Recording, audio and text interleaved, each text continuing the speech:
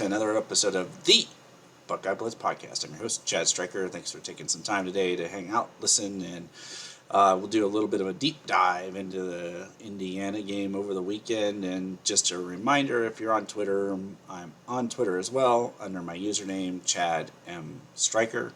So if you're new to my channel, welcome. Now that everyone has had a little bit of time to digest the win from Saturday, I thought I'd dissect a few things. I try to do this during the season. So on Fridays, I do like a Buckeye Friday, which is a look ahead into the game.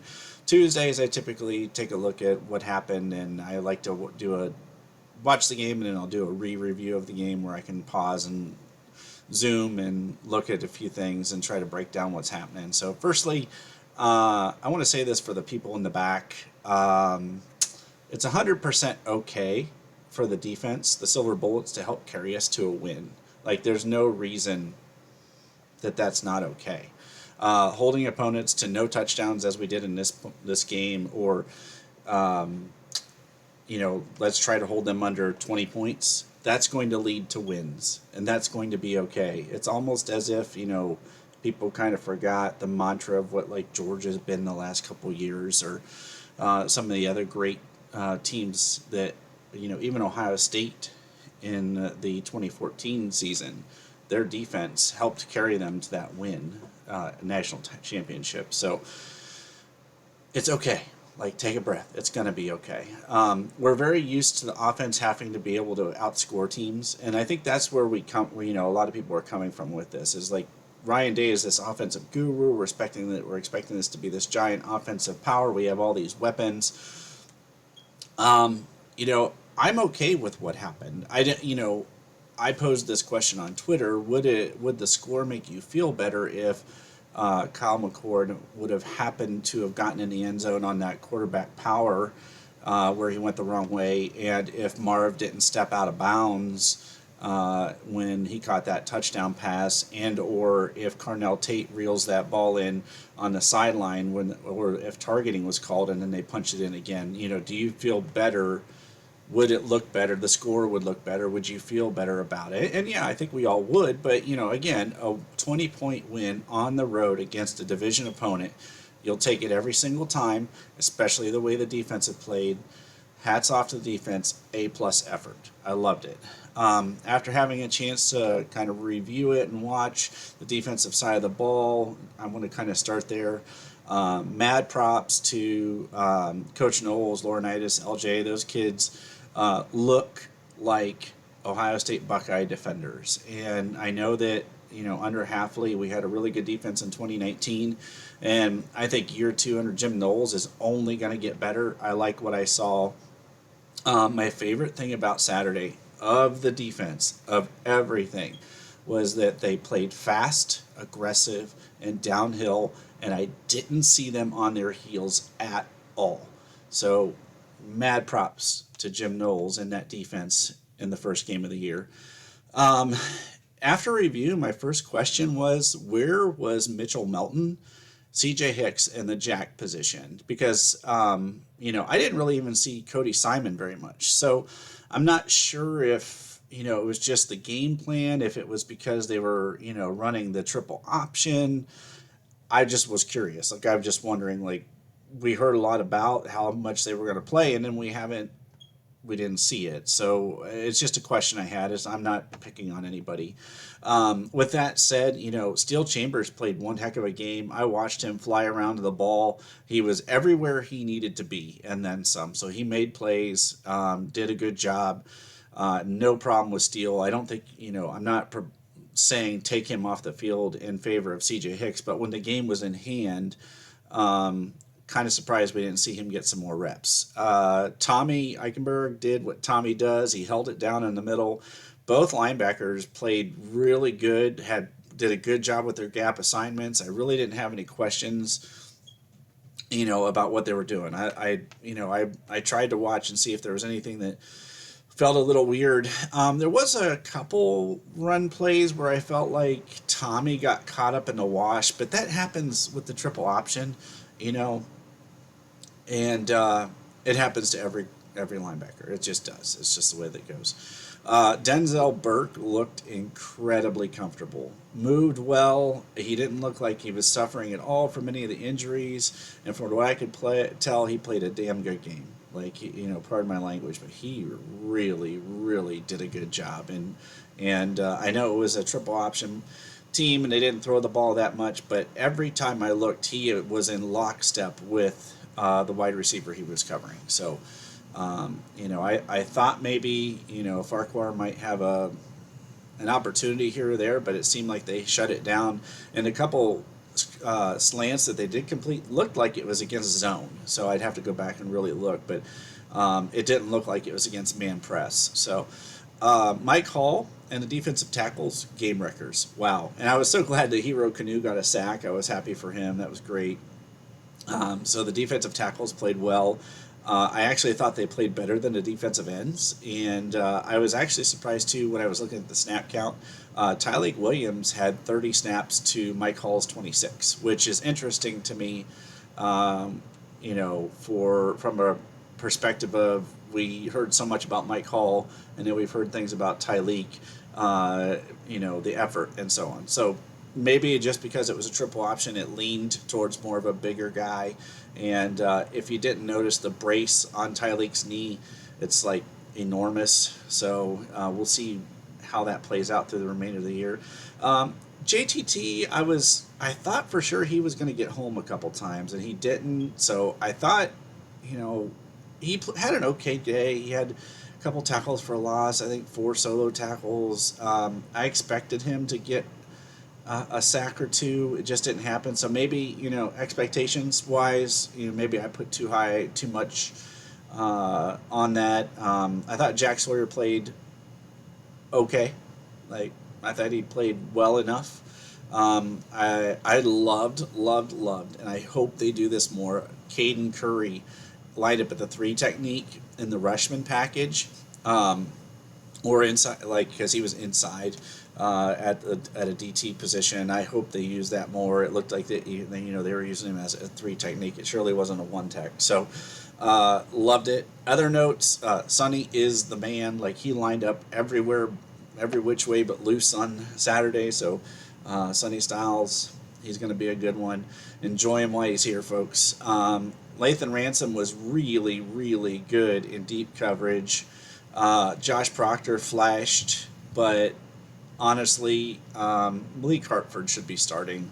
I know we didn't see Jihad Carter, but Malik Hartford just has a nose for the ball in that 3rd safety spot, and I think you could bring him in slowly maybe, but I would expect in the second half of the year that's Malik Hartford's job, and it's his job for the next 3 years. Lastly, I loved holding an in-conference opponent to only 3 points. I think this defense is heading in the right direction. I really want to see a couple things. I want to see the Jack position. I want to see JTT and Jack get home a little bit more from a defensive end. And then I would like to see a little bit more sound edge play, like holding the edge. Because I felt like we got upfield a little bit too much still. And it's aggressive, and that's great. But when you're playing, that 4-2-5, it concerns me a little bit how far upfield Jack Sawyer and JT Tulimoloau were getting. So we'll see how that, you're not going to play the wing tee or triple option very much, but I would like to see them a little less upfield. But that's me.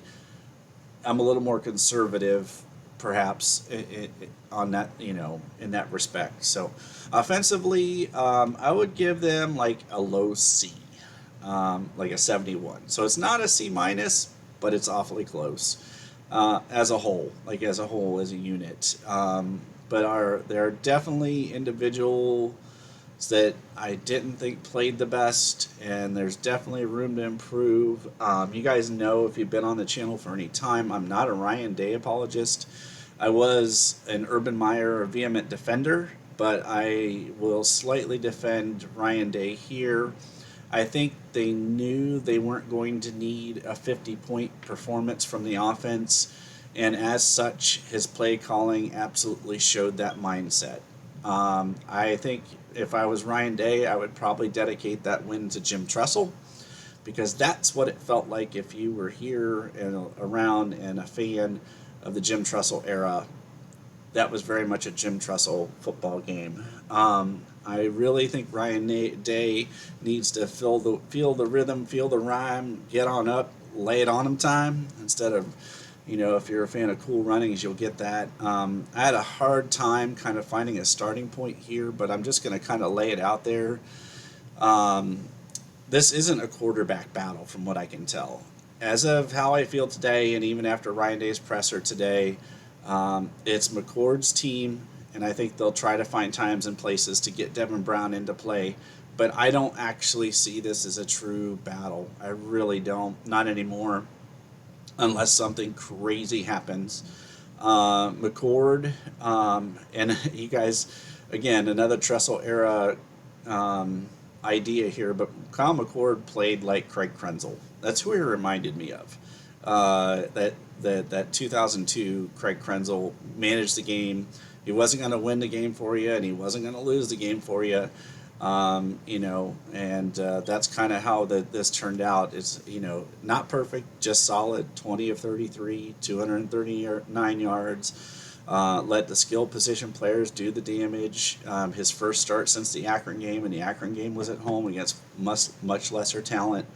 I do think he played much better when Day went with tempo and let him sling it around a little bit on the early downs, like first down, to give yourself like a 2nd and 3, 2nd and 2, open up the playbook a little bit. So I honestly believe he'll get better with more experience. Some people were comparing, the CJ's game against Minnesota at Minnesota a few years ago when in his first start to this start. They're not the same quarterback, guys. They're not. CJ's accuracy was a once in a lifetime, quarterback talent. Justin Fields was a great quarterback, but he wasn't nearly as accurate as C.J. Stroud. And Kyle McCord has a ton of arm talent, but I don't think he'll ever be as accurate as C.J. Stroud. So one other note on that goal line run, where Brown went the wrong direction, or not Brown, but McCord went the wrong direction. He's not a running quarterback. So he's not JT Barrett, but he is a willing runner. There's a difference. So making the wrong read there, it sucked, but it does happen because he's I'll use CJ's terminology. He's not a running back, so he's willing to do it, and we've been wanting a quarterback to pull the ball down and run, and that play would have worked. It was wide open. He just simply made the wrong read. Either that, or if Chip doesn't, run so fast by the middle linebacker and maybe holds his block a little bit, maybe it doesn't matter which way he goes. But regardless, water under the bridge. Just want to remind you, he's a willing runner, but he's not like a running quarterback. The entire team, including the O-line, responded better when Day lets them attack and is on the attack. I saw it, in that game. And we saw it last year in the Georgia game when Day, the difference between the Michigan game and the Georgia game is Ryan Day coaching conservatively versus not conservatively and letting it all hang out. We absolutely have to get the wide receivers more involved. I loved the end around to Igbuka, but I think a pop pass with the speed we have would be a great weapon. I'd love to see that with Jaden Ballard, just a pop pass around the end. Just a couple times a game, just enough to keep the defense honest and looking for it. I was shocked that we had a tight end screen, but not really a running back screen to either Evan Pryor or Trey Henderson using their speed out on the edge against what would have been, I consider, not as fast of linebackers as we may face down the road. Now, I'm saying this with the utmost respect to our running backs, but it certainly feels like Chip Trayanum has the mojo right now, is probably the most complete back we have other than Dallin Hayden. Trey's not a power back and Mayan is. Trey's a speed back and Mayan isn't. So you put them together and they make one running back. Well, I think you have that in both Chip and Dallin Hayden. So let's see how that turns out. We'll see how it goes. I'm all for Tony Alford and Ryan Day, trying to find a way to get Chip involved and using him um, as a primary back or a full back or in a two back set. I think he adds a nice dimension to the offense. So I am a little concerned about Trey Henderson.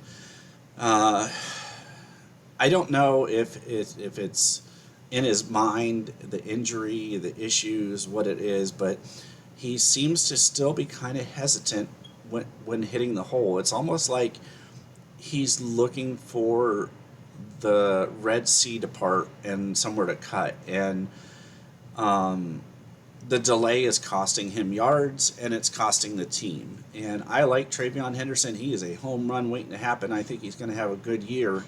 But this isn't high school. You're not going to outrace everybody to the corner. And teams are waiting for him to run laterally now because that's what he's been doing. So they're prepared for that. So um, paying attention to that as we go. It's just something I'm keeping an eye on. It's not threat level midnight or anything, but something I'm keeping an eye on. The offensive line, it's going to have to be better, plain and simple. I don't understand what Donovan Jackson was doing on Saturday, and I very rarely pick on DJ because, like, he's our best offensive lineman, right? Period. And unless he was trying to overcompensate on some plays to help out Simmons, um, there were plays where I just don't know what he was doing. He was just off a step, out of game speed, went like blocking the wrong guy, made the wrong read. Missed the block. Yeah. I mean, I would love to show some of the plays, but I was confused about what was happening, and I'd love to talk to Coach Fry about it, but I'm not going to get to, but I would love to. I also don't understand what Simmons was doing on the backside of some of the run plays. It's almost like he thought he didn't have to block the strong side defensive end because he believed the play was going away from them and the running back could outrun the strong side defensive end or the linebacker that was crashing down. He just kind of like watched them go by or like tried to push them. And perhaps that worked in the California Penal League or wherever San Diego State plays, but if you're a fan of Major League, you'll get that. But it seemed to me he just kind of took those plays off, and it really bothered me a lot because a couple of those plays, it was well blocked on the right side, and if they didn't catch him from the back side, that was going to be a big play. And so I'm willing to give him a little grace. He's never played Big Ten ball. He's not used to the game speed or really left tackle, but yikes, guys, that was not good. I want to see them use Cade Stover or Joe Royer or G. Scott and help, or even a running back to help like chip on the end, because if that's how they're going to line up, they need to use their 12 personnel and help Simmons out a little bit. Hinsman and Matt Jones both played outstanding. In fact, I really thought Hinsman should have graded out a champion, but he didn't. Josh Fryer did. He had a really decent game. I wouldn't say it was great, but it was the best of the group, I think, he and Matt Jones. So that right side of the offensive line coming together, Hinsman, he's going to be just fine. He's a stud. I really like him a lot. I think that, unfortunately, I think you're only going to get 2 years to enjoy him before he's off to the NFL, Carson Hinsman. So, and I really liked Fryer's pass blocking. I thought he pass blocked. He was probably the best pass blocker we had on Saturday. So, in all honesty, the left side was what was giving me fits. I don't know. Like I said, I really don't know what was going on with DJ unless he was just trying to help Simmons out. And whatever it was, he just looked off.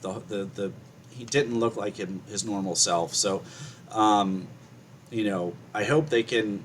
I know they'll get it figured out. And now they have game tape for Coach Fry to say, see, this is what I was talking about when I tell you to step this way or push that way or get your hands here, etc. So I think that'll be just fine. I would venture to say, even maybe sliding Trainum or Mayan over if it's a pass blocking down just to give Simmons a little extra help early on would be very welcome. Lastly, I thought Cade Stover played incredibly well. That pass down the seam. A healthy Cade Stover is a great thing to see. It was also nice to see Carnell Tate get his first catch, so I was excited for that young man. I do want to see what they do with Xavier Johnson going forward. It seems like we've got a lot of people that want the ball in their hands, and there's only one football, so we'll see how that goes. I expect Saturday we will see a variety of different looks. Probably not a ton, but you'll start to see some stuff on tape that you're going to see in the Notre Dame game. So hang in there. It's going to be okay. Just remember, it's okay if the defense carries us early in the season. When the offense catches up, we'll be in a great place. So take a deep breath, guys. It's really going to be okay. I'm looking forward to Saturday. I hope to see you there. That's going to do it for me today. I will see you all for our look ahead on Buckeye Friday as we break down YSU and what to expect. You guys take care, and until then, I'll see you. Go Bucks.